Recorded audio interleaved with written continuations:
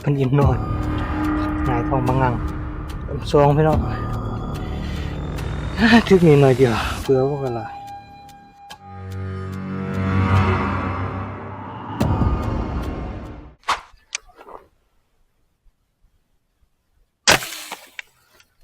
โดนไปประคอพี่น้องเสือกพอดีหมดหลอดเลยไอช่อน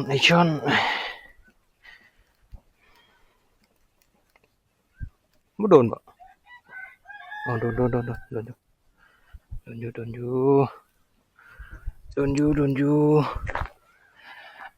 ไอช่อน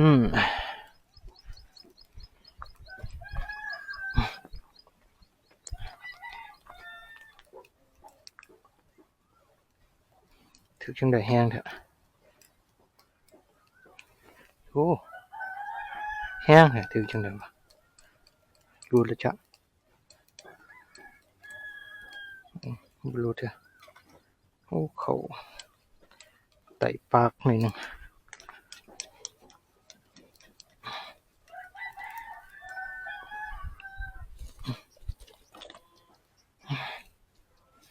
ขึ้นมา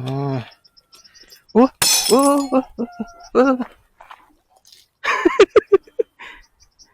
อ้เสียมันเป็นอะไร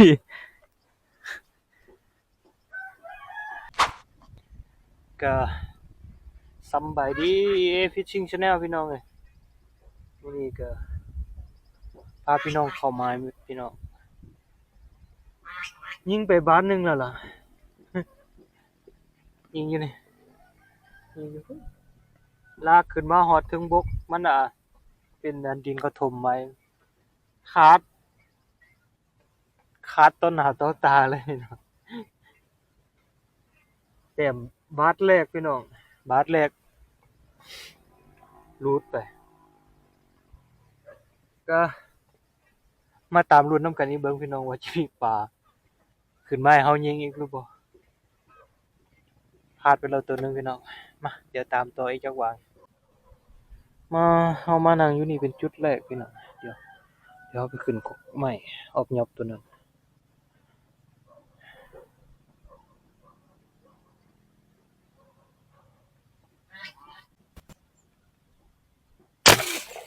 โอ้ยรอด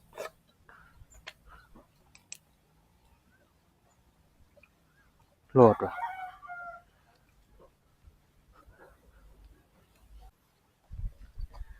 ย้ายพี่น้อง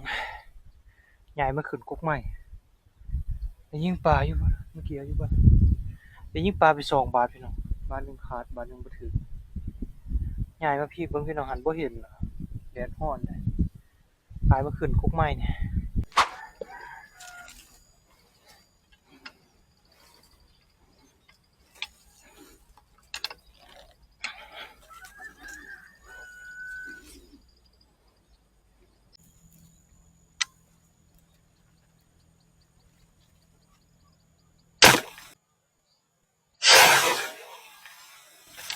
เนียนน้อยพี่น้องโดน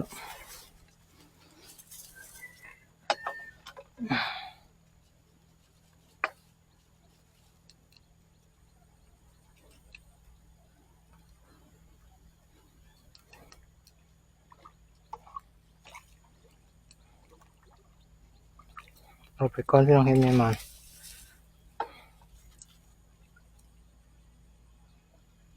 ดูเฮาเด้อพี่น้องแต้มแรกของเฮามื้อนี้ปลานิลน้อย3 นิ้ว4 นิ้ว3 นิ้วพี่น้อง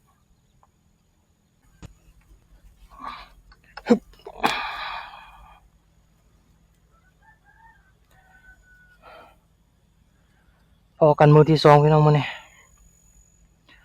เอาบันไดมาตั้งอยู่จุดเก่านี่จุดนี้มาบ่เคยพลาดเด้อบ่นี่มานั่งได้ตลอดเมื่อนั้นเฮามาเป็นตอนแลงพี่น้องมายิงปลาคอหลุดตัวหนึงแล้วก็มันแล้วเลยนี่เลยมาตอนเช้าพี่น้องตอนนี้ประมาณ9 โมงเช้า บ่ตอนแรงเขาเจ้ามาหาปลาหลายพี่น้องเท่านี้ตอนแรงบ่ค่อยเห็นปลาละอีกอย่างแดดร้อนเด้อตอนแรงบ่มีบ่อนอยู่เดี๋ยวมาตามรุ่นอยู่นี่จักวางพี่น้องจับไปแต้มหนึงละปลานิลสิเข้ามาอีกบ่เดี๋ยวมาลุ้นกันพี่น้อง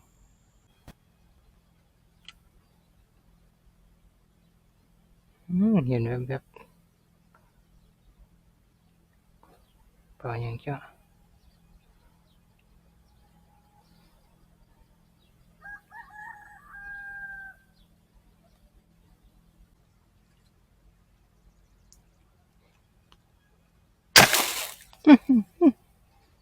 บ่ถึกเสือกวันอันนี้ก่อนพี่น้องอืมแดดออกฝนตกแดดออกพี่น้องฝนตกแม่น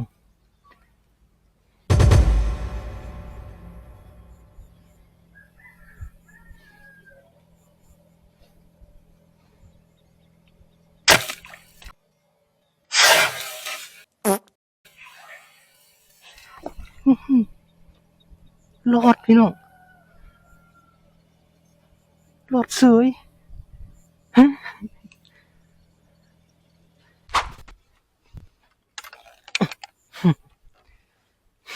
พี่น้องเฮ้ยยิงอยู่นี่ระยะประมาณ18 8 เมตรรอดเสยพี่น้องเพื่อหลายประเทศเงาเป็นปลากินหญ้าปลานวลจันทร์พี่น้องเมื่อกี้เขาอยู่ในป่าตัวนั้นได้ปลานิ่นตัวเดียวออกมาเบิ่งนี่เดี๋ยวถ้าร้อนหลายแล้วไปขึ้นกกไม้กกนั้นเมื่อกี้ก็ฝนตกมาหน่อยหนึงเดี๋ยวมานั่งอยู่นี่เบิ่งพี่น้องบ่เข้ามาแล้วก็ตัวเมื่อกี้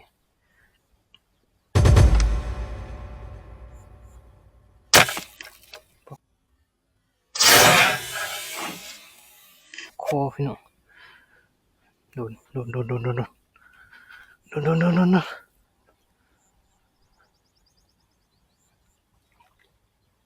โดนจังได๋โอ้ปลานิ่นบ่แม่นปลาคอเบิ่งก็เห็นแต่หัว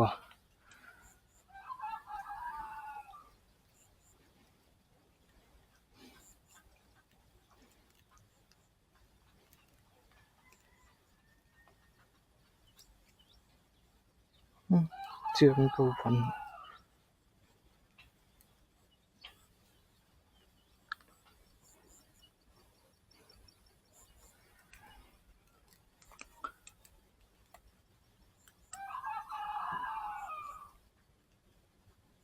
บ่มาพี่น้องย้อนมันเป็นสุมไม้วันนั่นล่ะ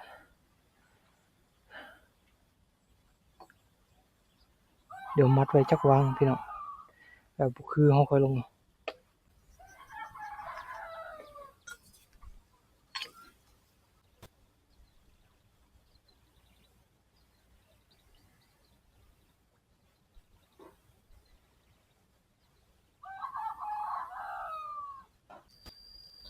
บ่เฮ็ดปลาแล้วพี่น้องเดี๋ยวเฮาลงไปเอาปลานำกันจักวางพี่น้องเดี๋ยวปลาแล้วเฮาย้ายไปขึ้นกกข้างหลังเฮา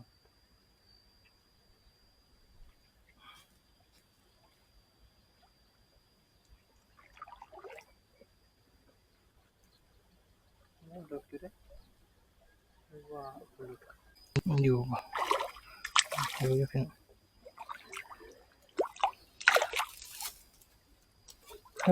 ลูกไปบันไก่แท้เดี๋ยวนะของว่ามึงลูกบ่เอ็มซองพี่น้องถึกนิดหน่อยเดียวเผื่อบ่ก็หลายเผื่อหลายโพด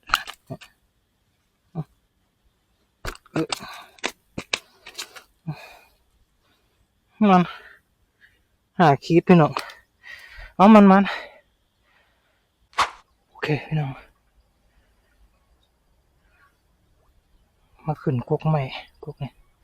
กกมักหาพี่น้องมาหาหน่อยเดี๋ยวเบิ่งอยู่หน้านี่ลองเบิ่งกินได้ปลาบ่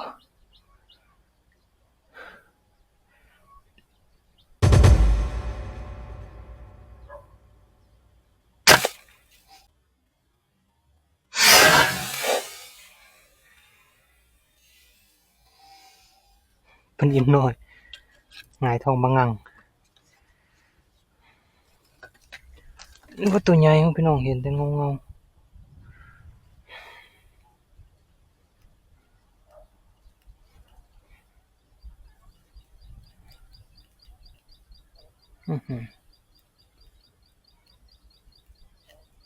เดี๋ยวก่อน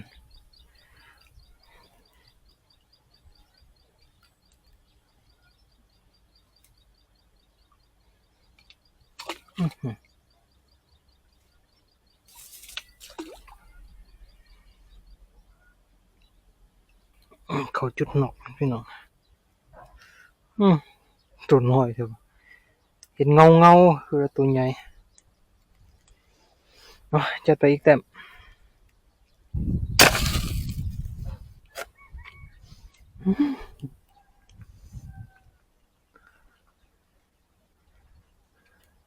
โอเคพี่น้องเมื่อยสำหรับ EP นี้พี่น้องเอาเพียงส่ำนี้แล้วเด้อพี่น้องบ่เห็นปลาล่ะมานั่งอยู่นี่ก็ได้มานั่งนี่ก็ได้ยิงปลานี่เป็นบาทเดียวปลาคอน้อยพี่น้องปลาบ่เข้าล่ะญี่ปุ่นก็บ่เห็นล่ะก็สำหรับคลิปนี้ก็มีเพียงส่ำนี้เด้อพี่น้องเด้อไว้พ้อกัน EP หน้าพี่น้องสำหรับ EP นี้ไปก่อนสำบายดี